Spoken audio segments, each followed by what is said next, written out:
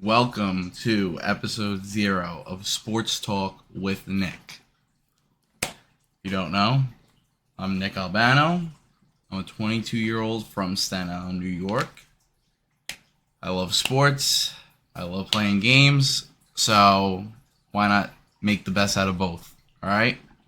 So, the purpose of this podcast really is to put my foot into the sports world while also trying to do that with the gaming world, as I'm a very avid sports fan. If you don't know, I am a New York Yankees fan, RIP, World Series hopes, and Denver Broncos fan. Looking good. We believe. When it comes to hockey, I'm a Rangers fan, and basketball, I'm a Knicks fan. Alright? So the reasons for why I support those teams: I'm from New York, obviously. Grew up a Yankees fan, grew up a Rangers fan, grew up a Knicks fan.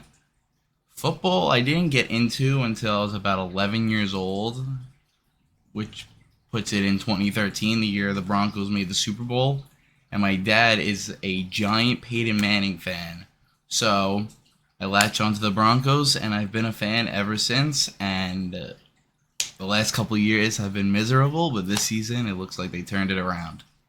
So, for this podcast, we're going to start off talking about the Yankees World Series. We're going to recap it, get into some free agency news with them, and try to explore what avenues they could go with it. So, let's recap the World Series, alright? So, this is from my X account, / Twitter, whatever you want to call it. Basically, morning after the World Series, just had to get my opinion out there on, what this narrative that we just were a bad team. I had to get it out, because I don't believe we were a bad team at all. I think we were actually the better team. We're the better team that made more mistakes, which in the end cost us. So let's just look at this post. So I want to get ahead of it, because I hate people that blame losses on managers, coaches, whatever. They're not on the field. They could choose personnel in order, I get that. But it's the players at the end of the day that create the outcome. So I want to get ahead of this Boone narrative, because when I posted this, they had already released that he's going to be back for 2025. Expect him back for a couple years, honestly, because he's consistently getting us 90-plus wins, ALCS trips, World Series trip now. He's doing what he has to.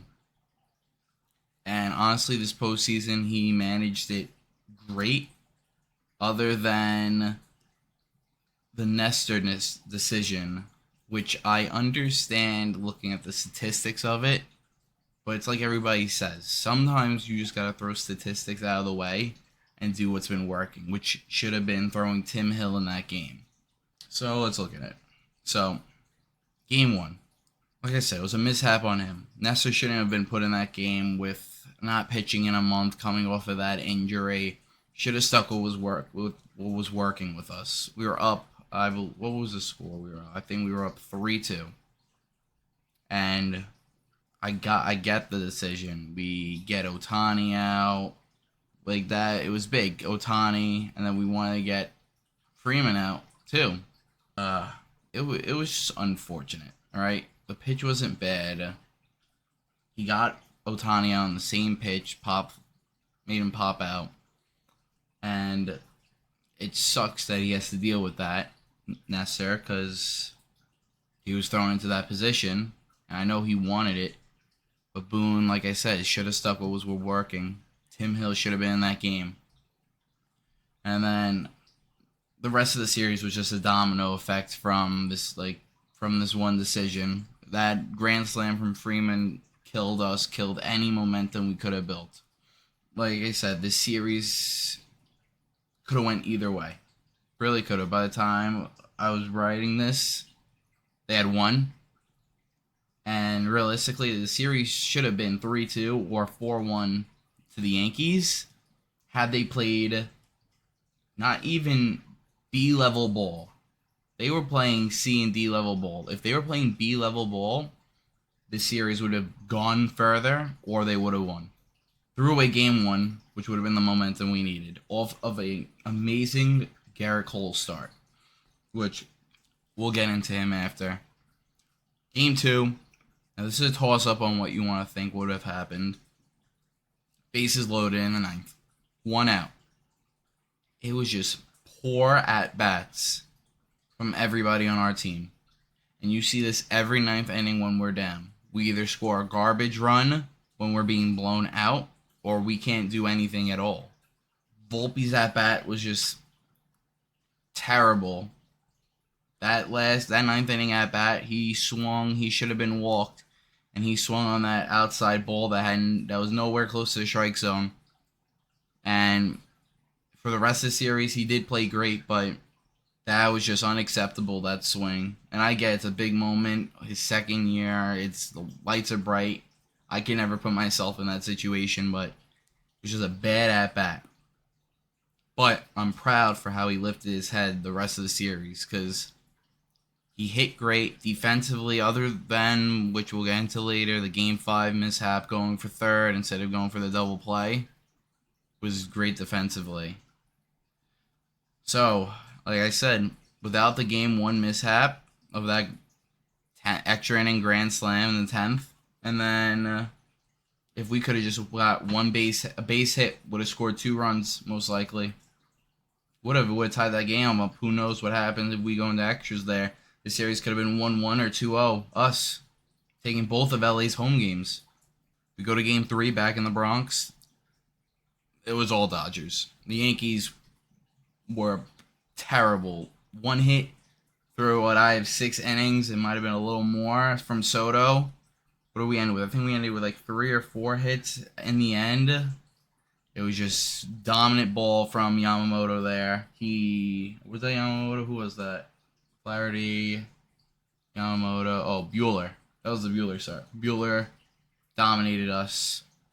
Had to take advantage of that. He was their worst starter statistically, and he just killed us, and it was an embarrassing loss. So, how you want to put it, could have been 2-1 us, 2-1 them. Either way by Game 3. Game 4 was a dominant Yankees victory. This is what we expected from them. We had the better starting pitching all series. The stats show it. They had a lower batting average, less home runs. Their total runs were higher, but that's because of unearned runs that we weren't giving up. We had better starting pitching. It wasn't our pitching that let us down. It was purely our bats. Bad defense. Volpe said it best. Little league plays that got to be made. But Game 4 was a statement game. We're down 3-0. We needed to win to avoid the sweep. And that's what we did. Looking back at Games 1 and 2, which were winnable games, probably should have put us 3-1. Could have put us 3-1. Realistically, should have made it 2-2 at worst. Game 5 was just the biggest meltdown I've ever witnessed. I think anybody's ever witnessed in World Series history. Arguably Cole's best postseason start. He was flying through the innings. Pitch count low. He was looking like he was going to throw a complete game. He had a no-hitter at one point. And in the 5th inning, 5 unearned runs. It makes me sick thinking about it. Seeing all the clips of just the poor fielding decisions. Judge dropping the fly ball. I get he was running up to it, and it was a weird angle. But you gotta make that play if you're gonna be the everyday center fielder. And I get it's his only error he made all season long in the position. But you can't have that error in the World Series, especially a clinching go-home game. I mean, and so much more. Volpe with a runner on first and second. This gets it for me more than the Judge fly ball and Cole not covering the bag. Volpe, grounder right to him. You're up 5-0 at this point still. The runner at second, going for third, does nothing to help them. Does nothing in that situation. I think we all know this. I get it. He's made that play before. but he made it when there was a third baseman that plays the position. Jazz has been great at the position, but he's not a natural third baseman. That's a weird angle, and it was a bad throw from Volpe. You turn to there 10 times out of 10. Because what happens is now you have a runner on third with 2 outs, and it's a 5-0 ball game still. Instead, you don't make the play. Bases are loaded. And what happens? Cole, 2 beautiful back-to-back strikeouts, which would have ended the inning. It would have. But instead it didn't. And just unfortunate hits that they got on us killed us. Well, let me backtrack. What should have ended the inning before any of those hits came, was Mookie's ground ball to first, and it was a weird angle for Rizzo to take. But I don't care what the score is. It could be 5-0, 10-0, tie game, whatever. Both Cole and Rizzo are veterans. You gotta know, if you're Rizzo, I'm either running and getting this ball and stepping on the base, or Cole has to recognize that I still have to run to the bag and tag the bag. Unacceptable. Which goes to my final point of my post. Which could have been, not even should have, what could have been a possible 4-1 World Series win for the Yankees. And at worst, we could be down 3-2, or it could have been the other way. We could be up 3-2. Led to the worst outcome of this World Series. I would have rather been swept, I think. So I don't have to deal. So just Yankee fans don't have to deal with the embarrassment, and the players too, that we got, we blew a 5-0 lead. Just unacceptable. So those are my thoughts on the series. I don't blame Boone entirely. I don't blame pitching entirely. It was a mixture of everybody. A bad bullpen decision by Boone in Game 1. Terrible batting all series long. Pitching could have been better from Rodon, from Clark. Luis did his job, and Cole was outstanding. Oh, and then don't get me started on, maybe we should finish Game 5 up. Put Clay in. Get out of the inning, which was great. We get to the 8th. And I hate people saying, why would Boone not just go to Weaver? Because all the talk was that it should be Cole, Canely, Weaver. He went to Canely, who had been great for us. Walks 3 batters in a row. Can't find the zone. You put Weaver in like an impossible situation. Get 3 straight outs without giving up any runs. Prior to that inning, we got the sac fly, which we probably should have scored more runs. We had Sands pop up, which was unfortunate. Then we wound up scoring 1 run, put us up 6-5. But then that Canely walked 3. Weaver gives up 2 because of Canely. And then the bottom of the 9th, I mean, you couldn't have asked for worse hitters at that point. Well, it's terrible all postseason. Volpe has been great, but it was a bad at bats. Be grounded out, couldn't beat it. And Verdugo, who started the season hot, went on just like the rest of the season a cold streak. Started the postseason hot. Had that homer, the useless homer in Game 3. That was the ball was in the dirt. He swung at 3 of them, and that was that. That ended that series. So I mean, you gotta move on. Gotta think the next season. How many more years do we have left of these guys playing how they are? I think we still got time. Still think we have a 3-year window right now. I mean, how old is Rodon? Rodon's 31. Which before, speaking on Rodon, from last season, this season was strides. I'm so happy with how he pitched this year. A few bad games really inflated his ERA, but I thought he was great. Now the postseason, his first game was not. Neither was Cole's though. Second game came back, great. Third game, same thing. It was not a good start. Fourth game, great. Fifth game, I mean, he gave up 3 runs.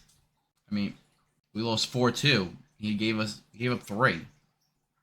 Not a great game, but can't come back from 3-0. probably don't deserve it. So I am happy with Rodon. I think next year is going to be another improvement from him, and I expect good things. 31, he's still young, has time. Cole just turned 34. Today the news came out that he opted out of the contract, which we knew was going to happen. All this talk of just let him go and sign a new young ace is stupid. He just won a Cy Young last year. He's 34, came off a minor injury. He came back sooner than he probably should have. Rough start to start off, but in the second half of his starts and the entire postseason, he was arguably probably a top 3 pitcher. Ended the season 8-5, 3.41 ERA, 99 strikeouts. You don't let him walk.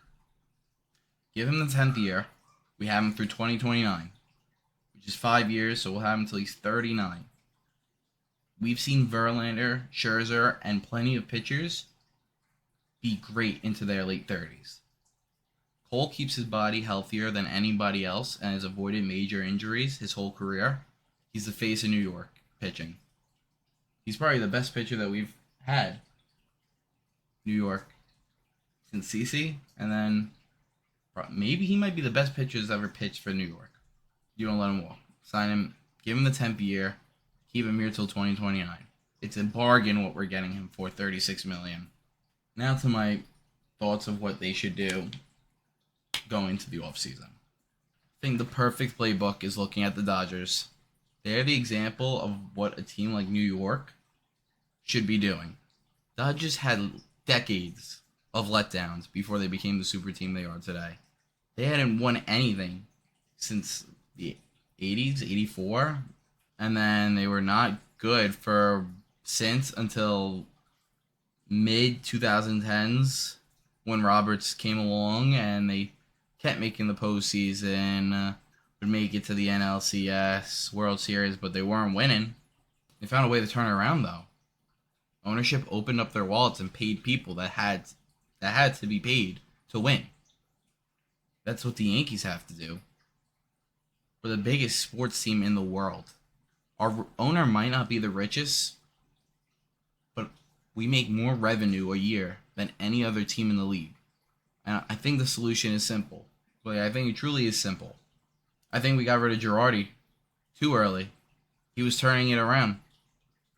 He won 2009, was making it. Team got older and hurt. Finally got a young, healthy team. They make a deep run, lose to the Astros. Boone came in.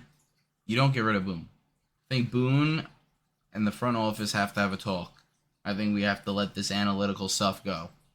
Dave Roberts is a perfect example when he went out to Trinan on the mound in that 9th inning, or the 8th inning, and told him he believed in him to finish it.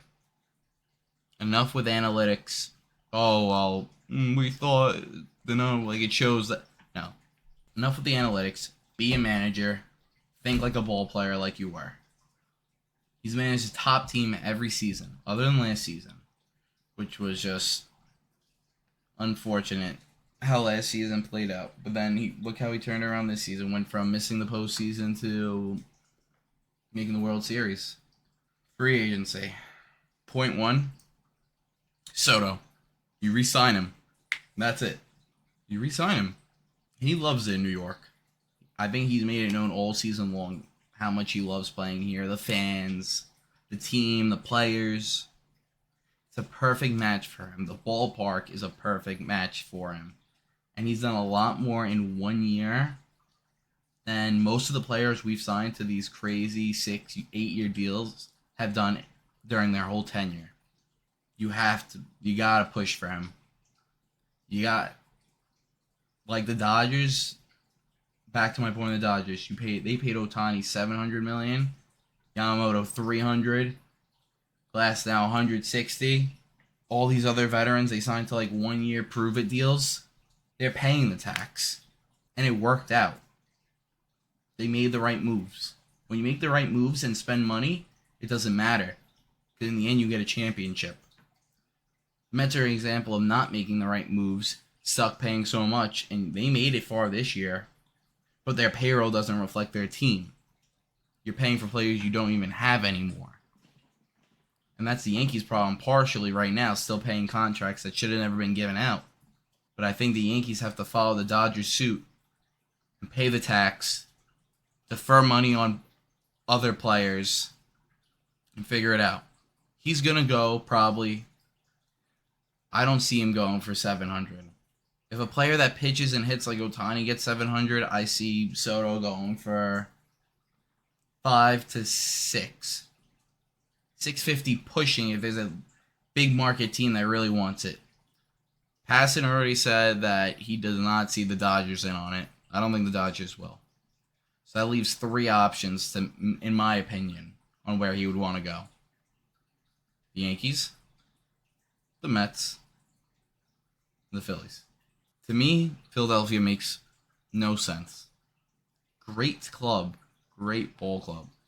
But I think Soto loves the Dominican connection he makes with fans, with where he's at. And I don't think you get that in Philly. Now it leaves the Yankees and the Mets.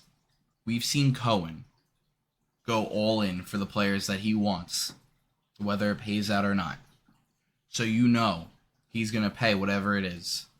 But in my opinion, Soto... Now, this is where it's a little hypocritical because the Yankees missed the postseason last year and then made it this year. Does Soto want to go to a team that barely made the postseason, made a good run, but like Soto said, he wants to go play for a team that's equipped to win? Are the Mets right now, prior to this offseason, equipped to win? Manaea just opted out. You're losing Alonso. Still paying tens of millions for players not even on the team. Citi Field and the Mets the team he really wants to go for? To me, I don't think so. I think his top choice is the Yankees. You built a connection with the fans. Built a connection with the team. You in 1 year showed you the success you had with the team and what you guys can accomplish. I think he comes back. And while Judge is the captain, I think they sort of run a co-captainship, kind of like Judge and Cole do right now. I think he's going to wind up being, when it comes to a hitter captainship, I think it's going to be Judge and Soto. And they're going to have serious talks with the front office and Boone on where their weaknesses are in the team, where the bats they need are, which is first and third, defensively and batting-wise. I think he comes back. I think we're going to give him 15,600, 15,650, which, you do the math on that. Let's see. 650 divided by 15, it's $43 million a year. I don't think that's terrible for Soto. Listen, if you want to win, if he's about the money, he's going to go wherever the money is. But if he wants to win, I think he has to take the first couple years of his contract money deferred because you got to make a push now with this team before the new young guns come up. With the veterans that are there now that need to win, if you got to put a team out. So I think he comes to Yankees. I really think he does. Cole, as I said, he's the best pitcher in this league. When healthy, he's the best pitcher. Showed it this postseason. I mean, other than Skubal, but Skubal had a fantastic year, obviously. But Cole's the best pitcher in this league. We'll see how Skeens keeps it up next season. Let's see if he can recreate his greatness he did this year. But I think people are going to learn to hit him. He can't keep up that 100-plus mile-per-hour fastball. He's going to injure himself. I think Cole learned that he needs to monitor himself now. He doesn't need to throw 99 every pitch, 98, 99, 100. We saw it this postseason and regular season. He could throw 94, 95, 96, 97 and still strike out guys. And even if he's not striking out guys, he proved he could get through innings with it. Not everything from him has to be swing and miss. I know we all look for swing and miss stuff from pitchers, but I'd rather him last than him try to throw his arm out and be done. So he's going to recover more this offseason, and I guarantee you he comes next year with a vengeance and probably has another Cy Young-like season, barring injury, knock on wood. So you give him the 10th year. The Yankees have till tomorrow, I read, to add on that 10th year to avoid the opt-out, and we'll have him through 2029. You give it to him. Next point is Rizzo. Rizzo's tenure with the Yankees was like 75% great, 25% not great. The regular season after that Tatis hit was not the same.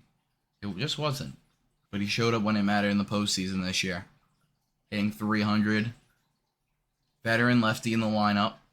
I think his presence in the clubhouse, though, means more than his performance on the field. We need a star, power-hitting first baseman. That's great fielding, great hitting. We need it.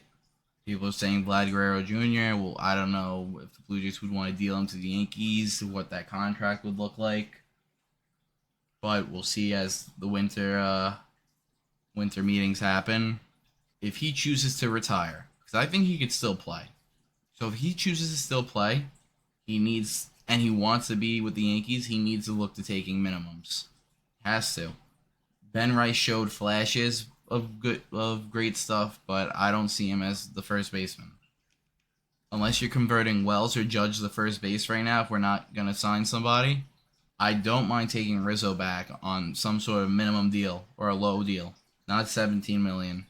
If he chooses to retire, I think the smart move, if he wants to stay with the organization or go into that coaching position, take him. His presence in the clubhouse, every player has talked about how great he is. So I think you find a way to bring him back. You do. People disagree, but I think having that veteran leadership's a big thing. Now, next person. I don't know much about Roki Sasaki. All I know is he's a young, very good pitcher. We lost out on Yamamoto, and he played us. He did.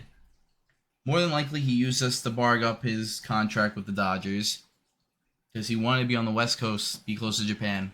Maybe Roki does the same thing too, and the Dodgers just like build a god team and defer all this money. I don't care on the price. I don't. Younger than Yamamoto. Arguably the best Japanese pitcher. Could be one of the best pitchers in the MLB. You find a way to make the Yankees his destination. I do not care about contracts. Every team seems to find a way to pay these guys without worrying about the luxury tax. These big market teams. And they win. The Dodgers win. The Phillies win. The Mets found a way to win. We won, and the only reason why our payroll's that high is because we're paying players that we gave terrible contracts to. Other than Judge and Cole, which we gave them their contracts, the big ones, we didn't give Stan his, but I think Stan, which we'll get to, is on a great contract for how he's performed. We knew we weren't getting MVP Stan, but I think we got the next best thing. Pay him. Rodon is on a 6/160, I believe, 6/162.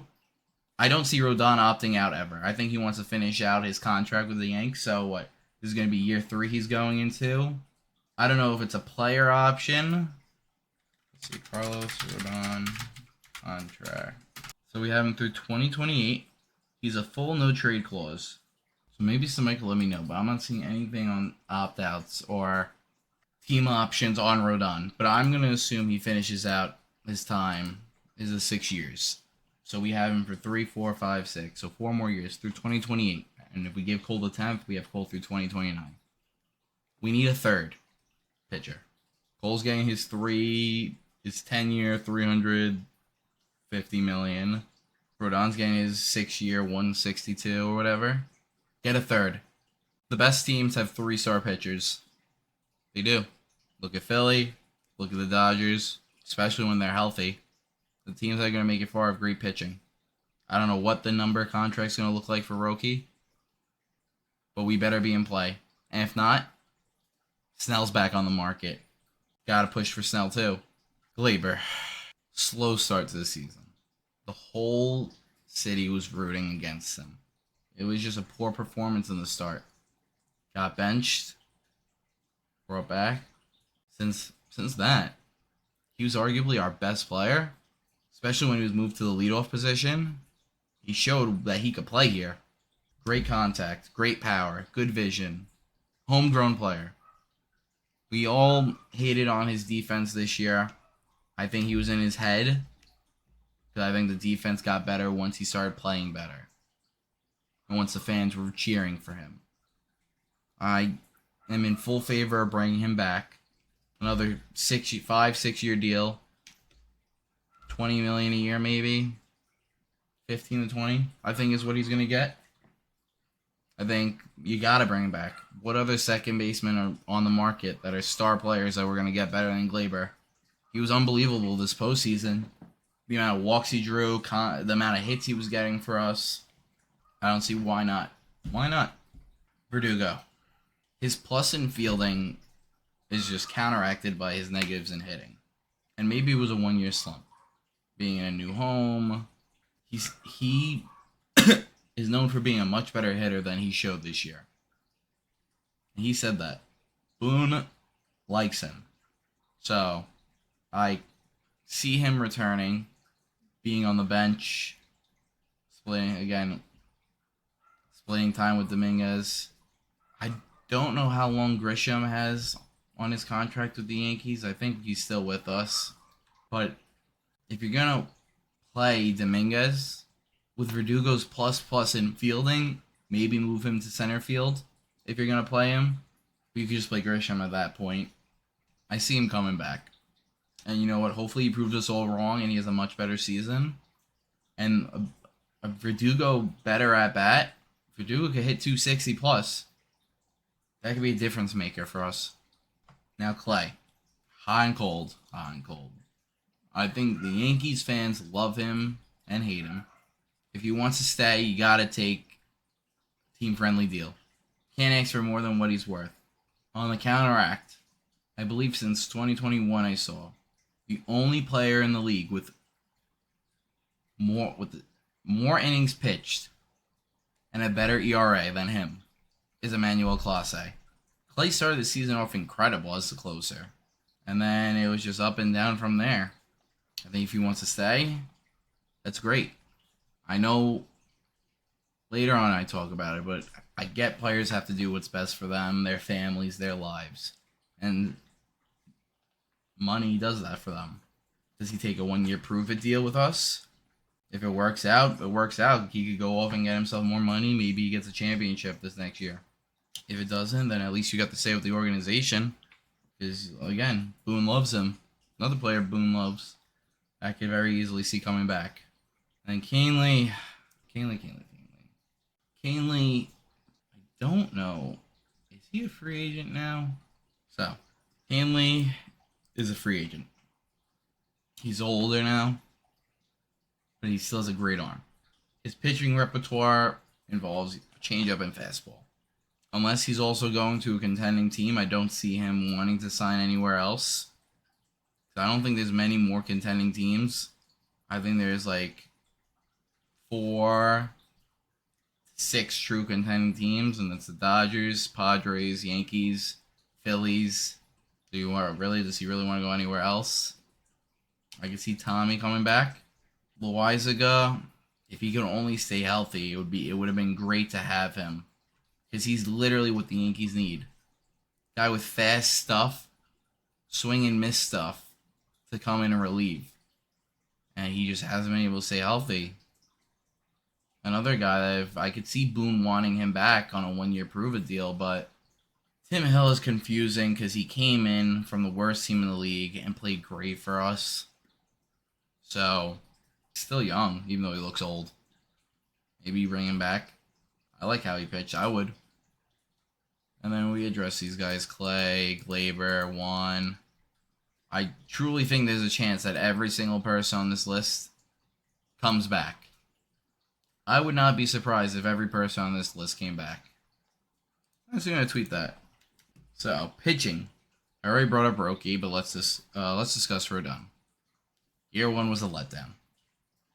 As I said. Year 2, I think he stepped it up really good. I think, like I said, his ERA does not reflect how he played. Postseason, 2. Rodon was our 2. Clark wasn't better. Luis wasn't better. He was our 2. I truly think next year we're going to see the best of him. Clark's this season was derailed by that injury. I think he is really good. I truly think he is really good. I think if he doesn't get injured, I think he pitches better in the postseason. But it is what it is. I think our rotation should look like this. Cole 1, Rodon 2, Roki 3, Clark 4, Luis and Nestor splitting that 5th. I love Stroman, that energy he brought, and I love the way he changed his persona. But the deal is just like a bad deal. I know we have him next year, but I think he has to go into a bullpen role and show it. Because as a starter, he just didn't look great. His first couple starts did, but he has no velocity on his pitching. And I could deal with 94, 95, but it was like 92. Can't have that. Would have to be a bullpen arm. As I said, the bullpen was our best part of our team all year. Really was. Now, on the rest of the team, I mean, it's Judge. In the postseason, he got hot too late. If he gets hot a week earlier, who knows where the series really is. Really. But he's a 2-time MVP. You know, he's going to be. Should be 3-time MVP. But it's Judge. What is Judge's contract length? So, we have Judge for another 1, 2, 3, 4, 5, 6, 7. 7 years. He's not leaving the team at any point. He's going to retire with the team. So, he's staying. Jazz had a hot start. Hot start. What was it? 5 home runs in like 6 games? If he is our third baseman, his fielding ability has to improve. That ground ball that was between him and Volpe, that was Volpe's ball he should have charged on and got. And it was just Jazz got it and couldn't field it. It was just examples of it wasn't his natural position. So if he's going to be the third baseman, he needs to learn how to play it the proper way. Stan, we have through 2027. He's also not going anywhere. I think he showed the power is there. The contact is there. He could still perform at a high level. I think he wants to win the most. I think they all wanted to win, obviously. I mean, we saw it, how Judge was. I mean, main ones that we saw really were from Judge, Cole, Riz. They really they wanted it. I think he showed that when the lights are brightest, he could perform. His running ability is non-existent. I don't know if there's any way he could work on that.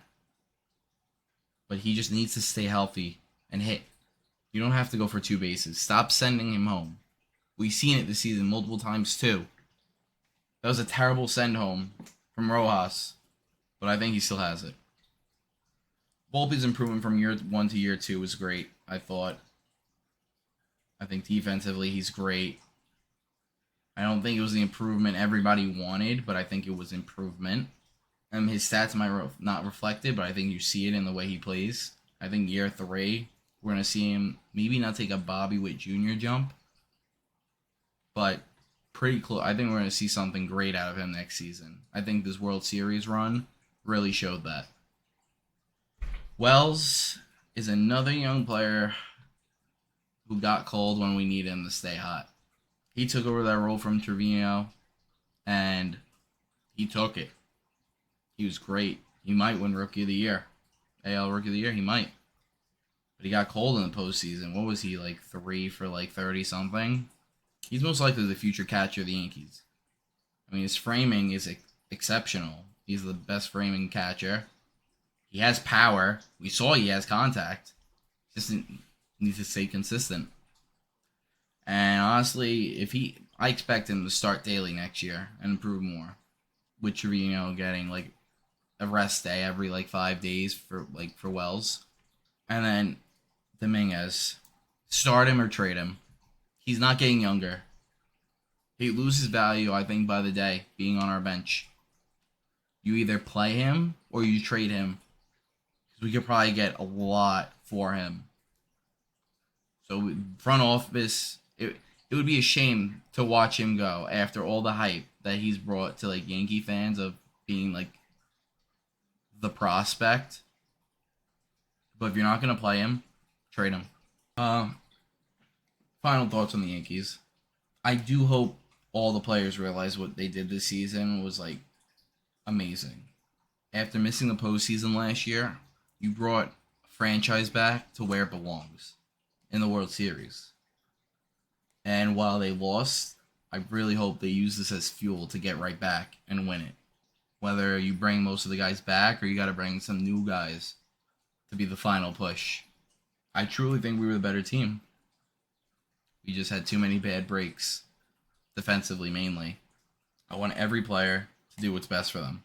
They're going to read this and think, so you want the team to run it again? Yeah, I do. But I also want new additions.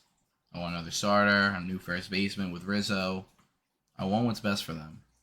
But I also would like them back to run it back with these new pieces. Because who knows when the next time we make the World Series is. Could be next year. Could be another 15. But I think the Dodgers gave the playbook on how to do this. Spend the money. You got the money. You spend the money. The best players win. Like I said, they showed us the game plan on how to win. Pay the tax, defer the money, take the big risk. And they won from it. And guess what? It's everything the Yankees didn't do. And we lost. We paid the tax, but kind of non-willingly because the tax kind of came from the bad contracts. We need to get the bad contracts off the books. Get players that are actually going to do something for the franchise on and pay the tax then. Defer money with players that wouldn't mind the money deferred now. I expect this team to be back in the World Series next year. I think we were the better team. I think we were the best team in the league. I think it went us, Dodgers, Padres, Phillies, Mets, and we should beat the Dodgers. We beat the Phillies in the regular season. I think we were better than the Padres. Mets always tend to beat us in the regular season, but I think our bats were better. I think our pitching was better than theirs. And that's that. Looking forward to winter free agency and hopefully we make some moves. That's that for baseball. To the Broncos now, for our last segment. I'm a Broncos fan. I think Peyton Manning's the best quarterback that's ever played. I don't think rings determine greatness entirely. I think it depends. I think Brady is arguably 1A, 1B with Manning. I mean, statistics show that Brady has more, but in their time together, Manning was the better quarterback. And if you look, once Manning was out of the league, look what Brady did to the rest of the league. Besides the point. We got the Ravens this weekend. They released the injury report for the game. Where is it? Whatever it is. I know. I'm pretty sure I remember who's out. Yeah, this is it actually. PJ Lock out. Turner out. PJ Lock's really the only blow being out. Really needed him for this game. But happy to see that the rest of them are going to be in. I truly think we could win this weekend. I really do. I think our defense is amazing. Third in yards per game allowed. Top 5 scoring defense. But we're also against the number 1 offense in the league. So it's going to be a good test. I think if we lose, it's a close game. I don't think we get blown out. Same if we win. I think it's a close game. Free agency ends on Tuesday, and we haven't made any moves. We have the possibility of being 6-3. Gotta make a move for something. Tight end, wide receiver, somewhere. Gotta make the move. Because having pick number 18 to 25 in the draft, yeah, you could get a hidden gem maybe. I mean, we've seen wide receivers like Jefferson go there that wind up being great. But might as well lose out and get the higher pick at that point. Make a move. So I think we win this weekend, though. So, you know what? I'll do that too. I'll do my picks for the weekend. Jets, Texans. I would have took Jets purely for the fact that I have Devontae in fantasy. Maybe we'll do a fantasy segment too. Falcons, Cowboys. Mike McCarthy as a coach is not bad. But he's... You know what? I won't even comment Mike McCarthy. He's a good coach. Jerry Jones needs to wake the fuck up. if he wants this team to do anything. Anything, ever. What moves did he make in the offseason? Ezekiel Elliott and Dalvin Cook at running back?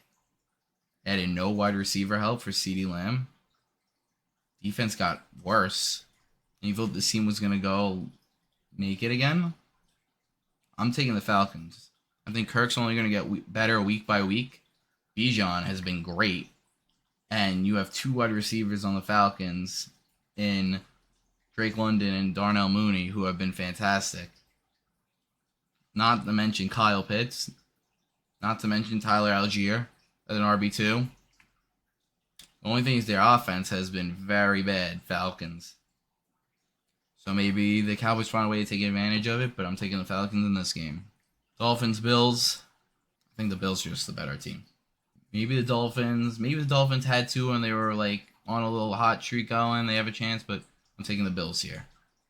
Raiders, Bengals. Bengals, I think the Raiders are just terrible. Chargers, Browns. I think the Chargers are the most overrated team in the league. I don't think their defense is anything great, even though they beat the Broncos. I don't think they're anything great. Herbert hasn't been putting on crazy numbers like he usually does.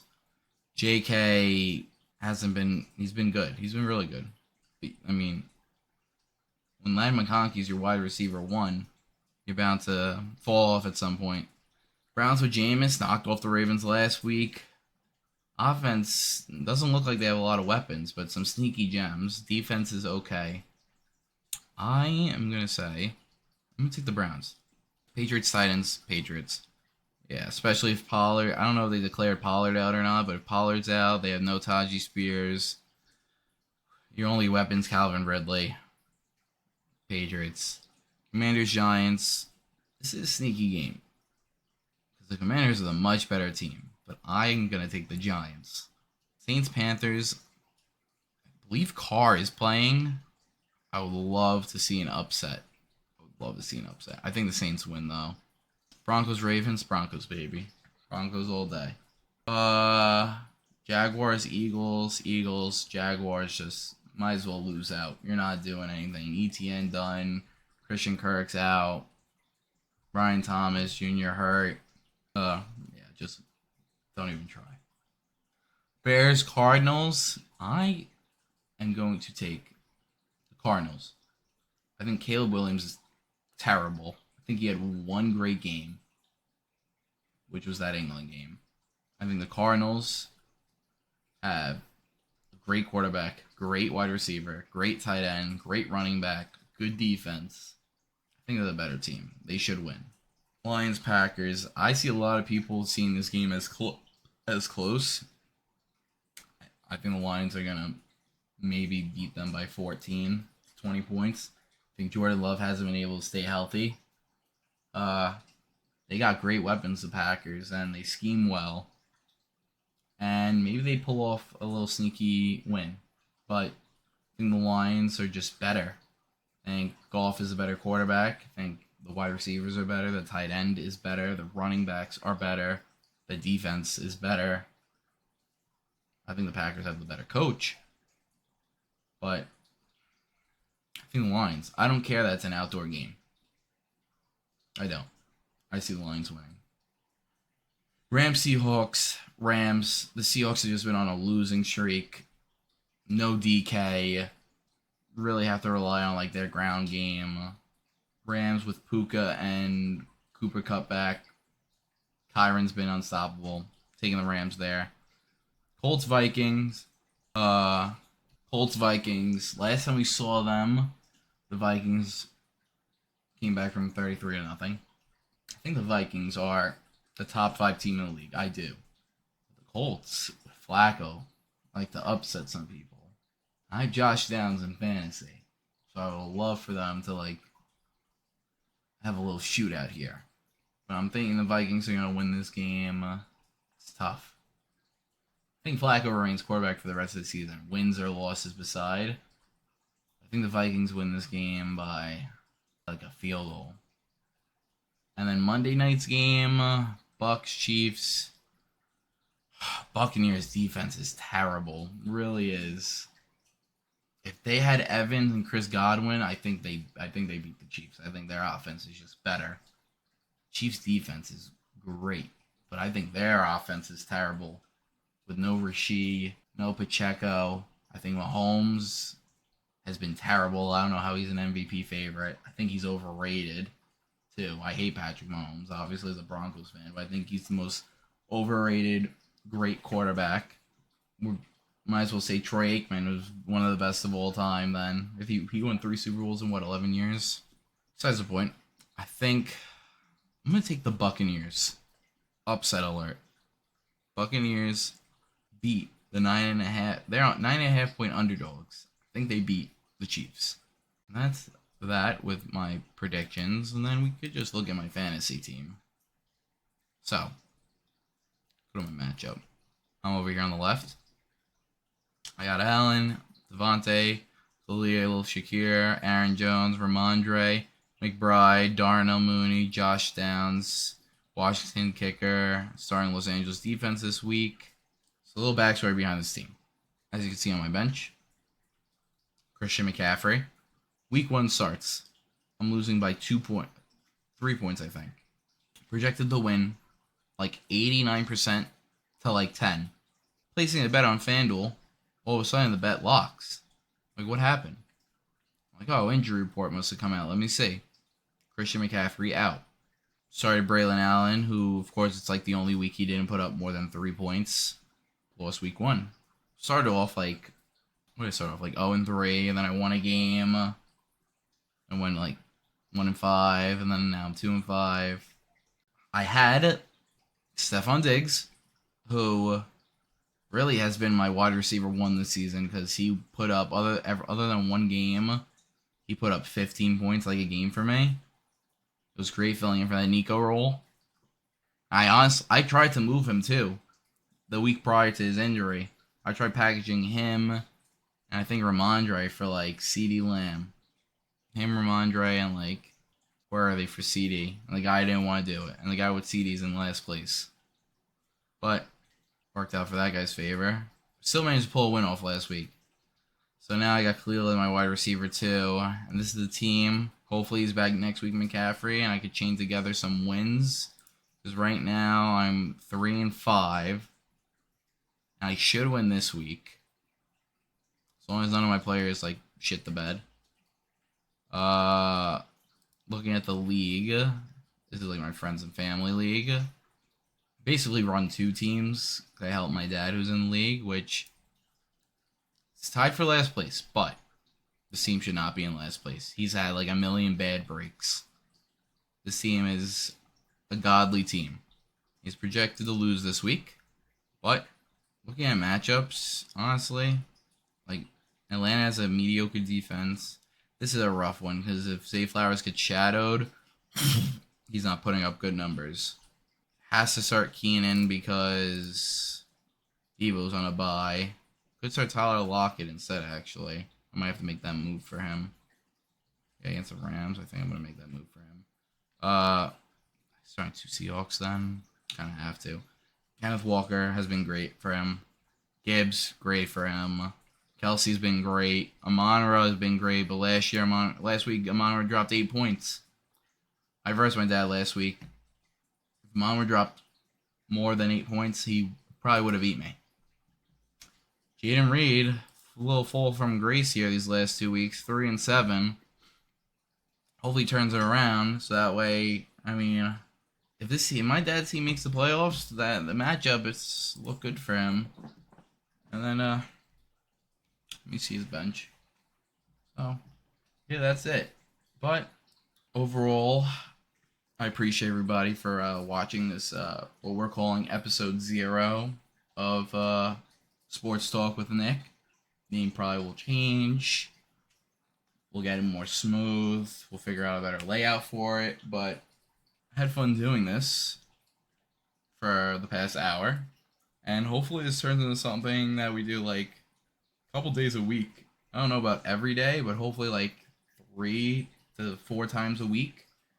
Definitely going to get an episode. I don't know if the baseball season over, but definitely maybe I'll get an episode out like every Saturday, every Wednesday night, and maybe on like Mondays, Monday, Wednesday, Saturday. I'll try for. But We'll figure it out. We'll make it work. Hope you guys enjoyed this video / podcast / show. We'll figure it out. I appreciate you for tuning in and watching it. Hopefully this becomes something great. I'll see you guys in the next one. Peace out, guys.